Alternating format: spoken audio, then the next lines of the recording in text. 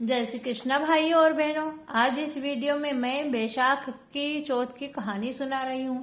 इस कहानी को बैसाख की चौथ पर भी सुनी जाती है और जो स्त्रियां 12 महीने की चौथ का व्रत करती हैं वो भी यही कहानी सुनती हैं। तो चलिए मैं कहानी शुरू करती हूँ। बोलिए चौथ दिनदायक भगवान की जय। एक बुढ़िया माई का ग्वालियो बिछवालियो नाम को बेटो थो। बुढ़िया माई बेटा के लिए 12 महीने की चौथ को व्रत करती थी। बेटो लकड़ियां लाया करतो और दोनों माँ बेटा उन्हें बेचकर गुजारो करता।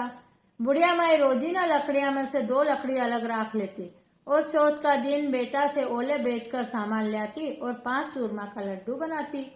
एक लड्डू आप खाती, एक बेटा न खुआती, एक गाय न देती और एक बायना को निकालकर जमीन में गाड़ देती।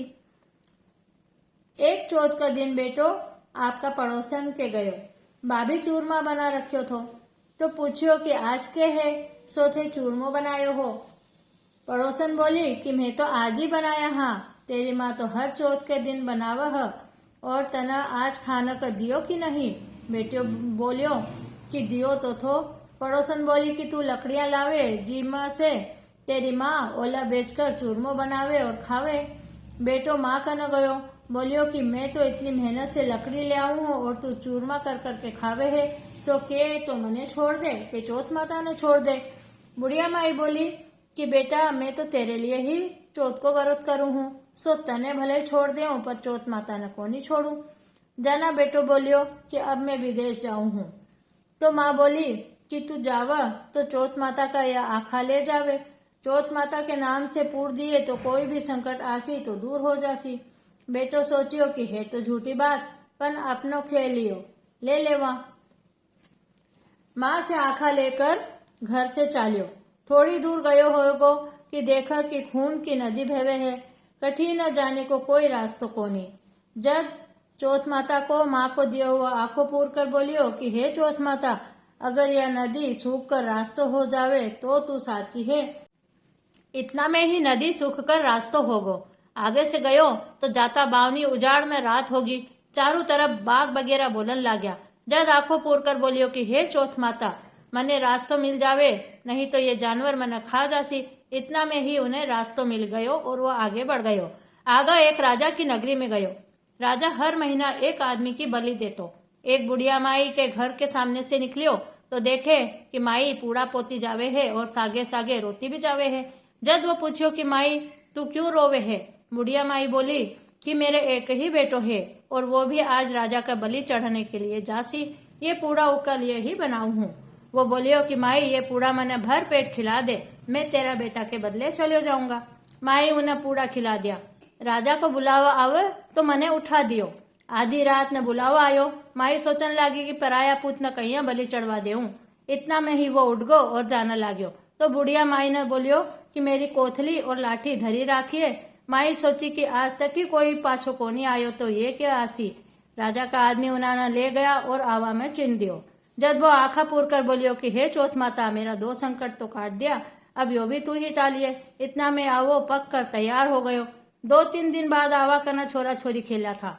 आवा पर कांकरी मारी तो उमा से आवाज आई। छोरा राजा ने जाकर बोलिया कि राजा तेरो आवो पक गयो है। राजा सोचो कि 6 महीना में आवो पकतो, 3 दिन में कहीं पक गयो है। जाकर देखे तो सोना चांदी का कलश उतर रहा है। उतारन लाग्या तो अंदर से बोलियो कि धीरे धीरे उतारो, माए मानस को काम है। राजा का आदमी बोलिया कि इमें तो कोई कदे को नहीं बोले है। आज कौन भूत दैत्य बोलन लाग्या। अंदर से बोलियो कि मैं तो वही आदमी हूँ जिका न थे बैठायो थो। अंदर जाके तो हरिया हरिया जुआरा उगरिया है, आखा पूर कर बैठियो है। राजा का आदमी राजा ने सारी बात बताई तो राजा आयो और पूछियो कि तू कौन है और कहीं बच गयो। वो बोलियो कि मेरी माँ चौथ को व्रत करे है, सो मैं तो चौथ माता का प्रभाव से ही बच्यो हूँ। जना राजा उन्हें बोलियो कि एक घोड़ा पर तू चढ़ जा, एक घोड़ा पर मैं चढ़ जाऊंगा और तेरा हाथ में मैं सांकली बांध दूंगी। अगर सांकरी खुलकर मेरे बंध जासी तो चौथ माता साची है।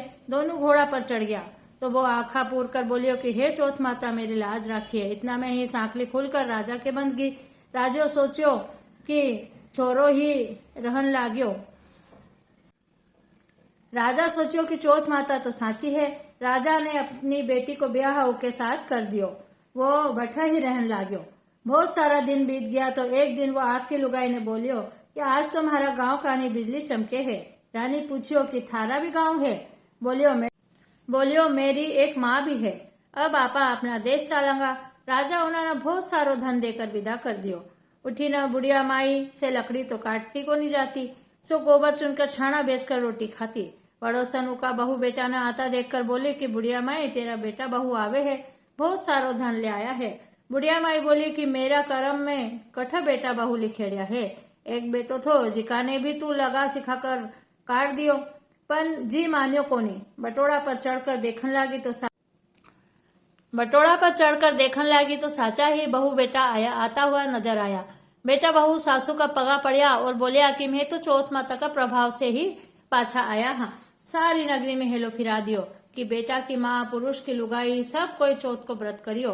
13 चौथ करियो, 13 नहीं तो 4 नहीं तो 2 सब कोई करियो। हे